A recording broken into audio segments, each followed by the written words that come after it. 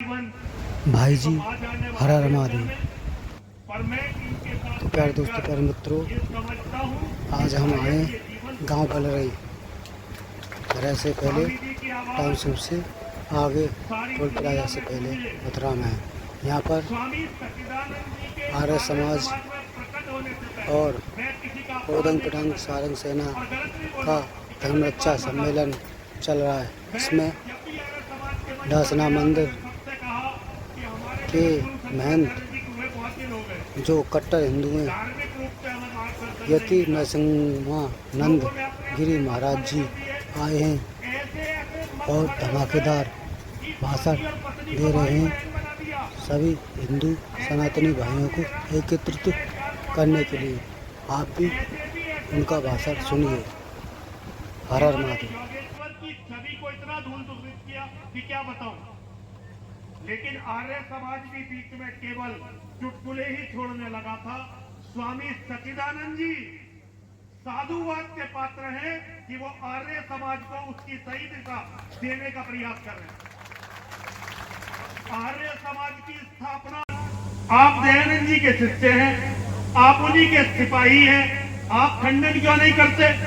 उन्होंने कहा, सुनो, हम आर्य समाजी हैं, हम में से प्रत्येक व्यक्ति को खंडन करना ही चाहिए, लेकिन खंडन करने का अधिकारी केवल वो है जिसकी योग्यता दयानंद के बराबर हो।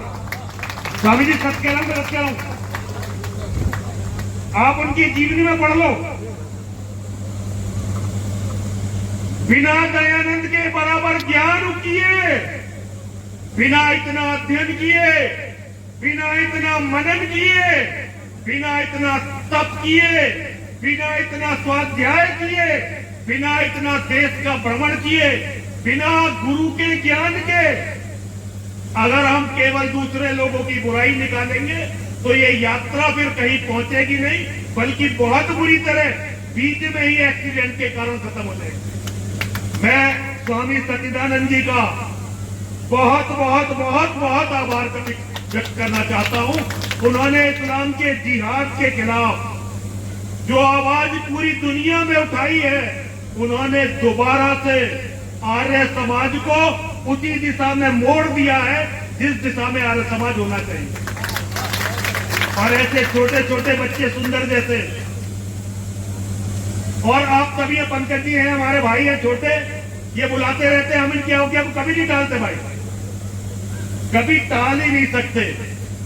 आप सभी का साथ और आपकी कृपा, आपका विश्वास मेरे मन में केवल एक भाव जगाता है कि मेरा भी वही रास्ता है जो स्वामी सच्चिदानंद जी का था, जो महर्षि दयानंद सरस्वती जी का। कैसा रहा मुझे ये नहीं पता कि मैंने कुछ अच्छा किया या बुरा किया, बस मेरी एक ही तमन्ना, एक ही इच्छा इस धरती पर अब बाकी है।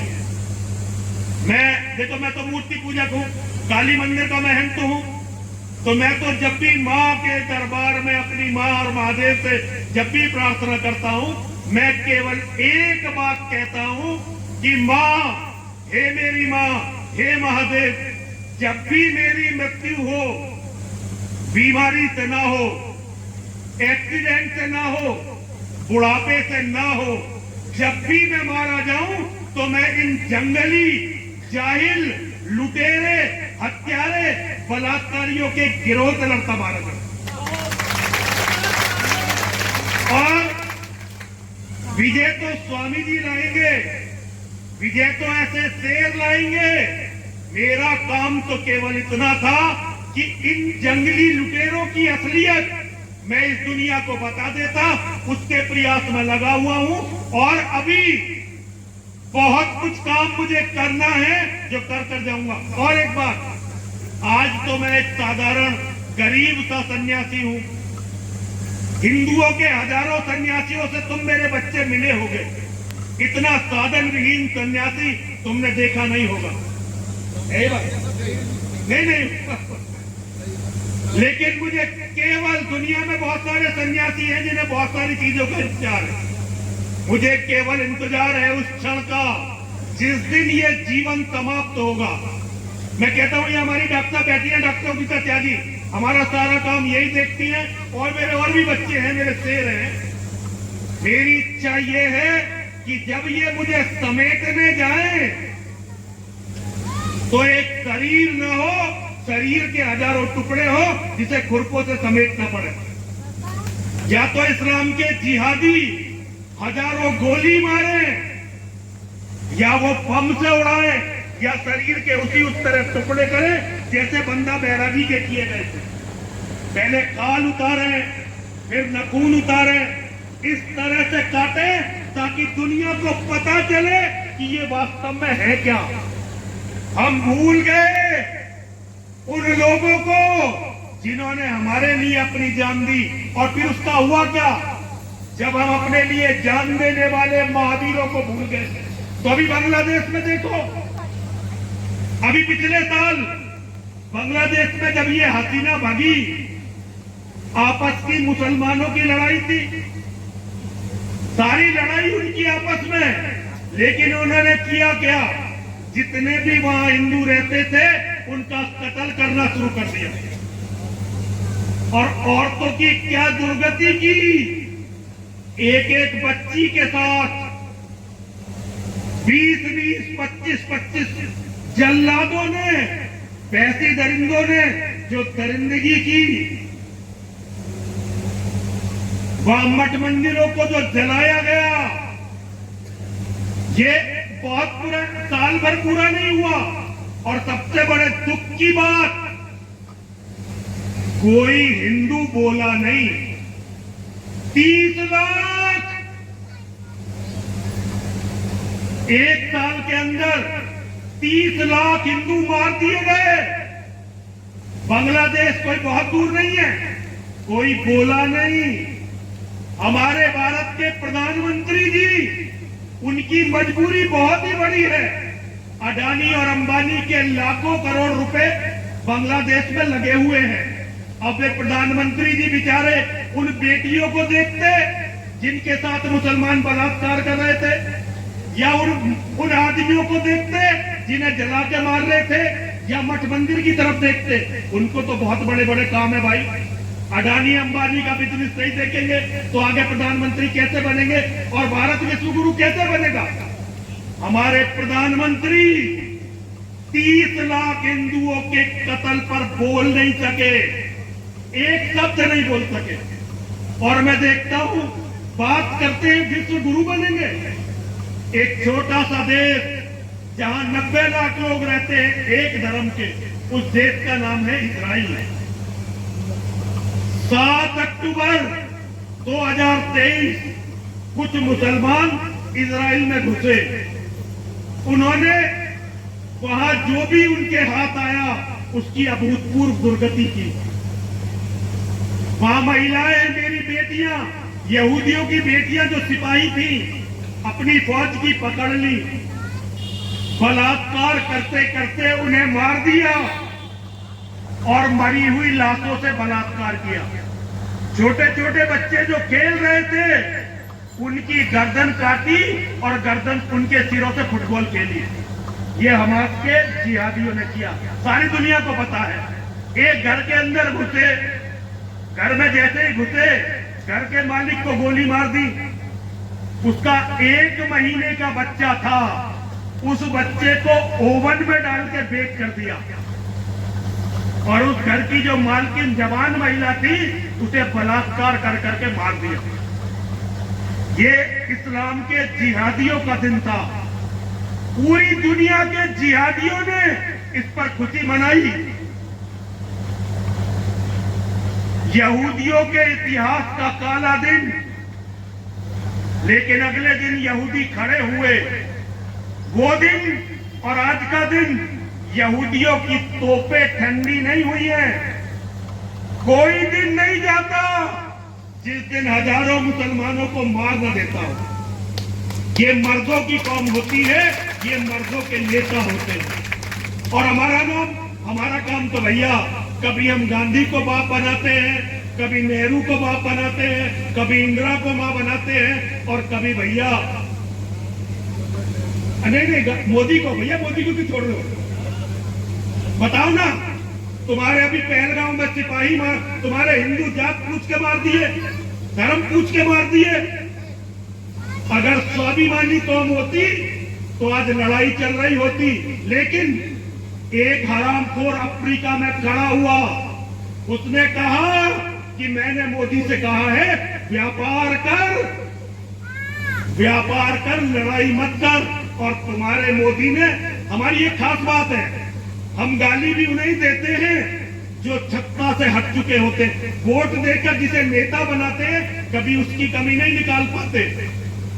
कारण मनों के अंदर भरी हुई गुलामी, सड़न, खराब दिमाग। हम वक्फ बोर्ड के संशोधन की बात करते हैं।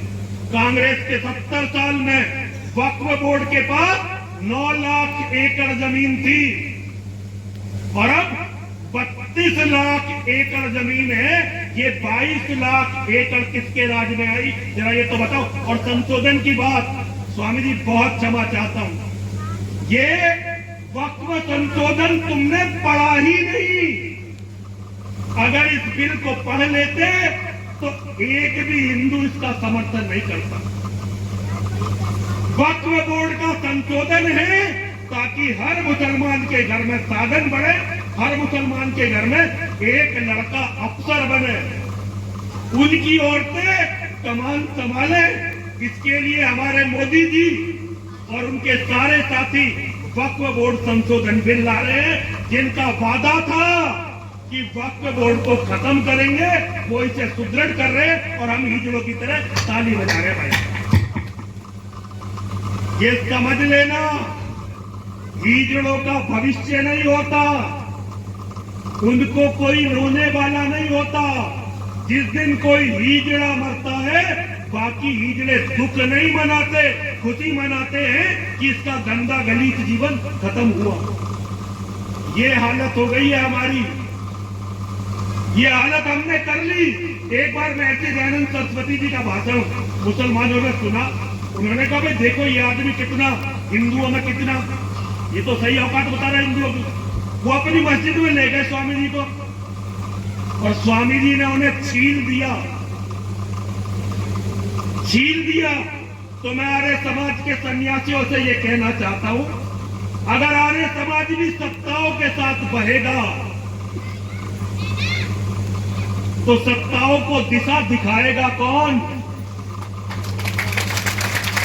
अगर हम सत्ताओं के साथ बहने लगेंगे तो ये बताओ सत्ताओं को दिशा दिखाएगा कौन?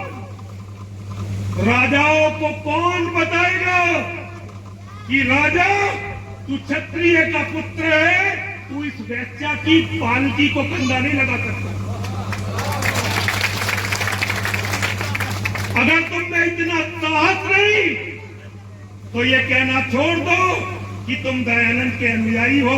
फिर तो तुम हमारी तरह से बस वो है ना, मुंह न मुड़ाए 3 गुण, सिर की मिट गई खाज, खाने को अच्छा मिले और लोग कहे महाराज।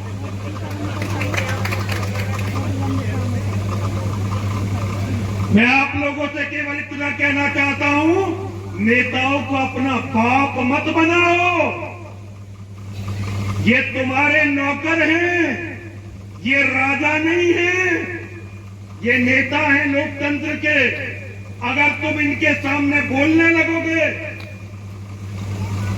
अगर तुम इनके सामने जबान खोलने लगोगे तो ये मजबूर हो जाएंगे परिवर्तन के लिए। और सुन लो, कांग्रेस को कितनी गाली दे लो, उससे आज हल कुछ नहीं होने वाला।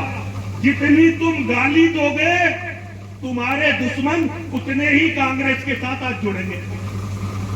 राहुल का मजाक उड़ा के अब महात्माओं को कुछ नहीं मिल सकता। अब महात्माओं को खूनी आंख से मोदी, अमित शाह और योगी की तरफ देखना पड़ेगा।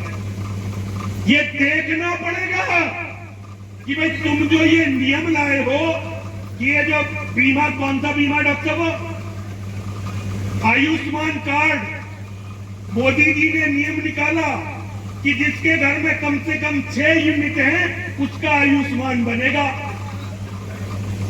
6 से कम जिसके घर में महाराज लोग होंगे उसका आयुष्मान कार्ड नहीं बनेगा। तुम में से किसी की औकात हुई पूछने की कि भाई हमारे लिए बना रहे हो या केवल उन्हीं का बनाना है। 5 से कम लोग हो तो राशन नहीं मिलता। जरा कोई मोदी और योगी से ये भी पूछो कि प्रधानमंत्री मुख्यमंत्री हम बना रहे हैं, तुम राशन किसे दे रहे हो भाई? जरा तुम मोदी और योगी से ये भी पूछो कि भाई प्रधानमंत्री हमने बनाया, ये तुम आवाज किसे दे रहे हो? तुम्हें जनसंख्या नियंत्रण कानून बनाना था, इन सुअरों की जनसंख्या रोकनी थी। तुम हर बच्चे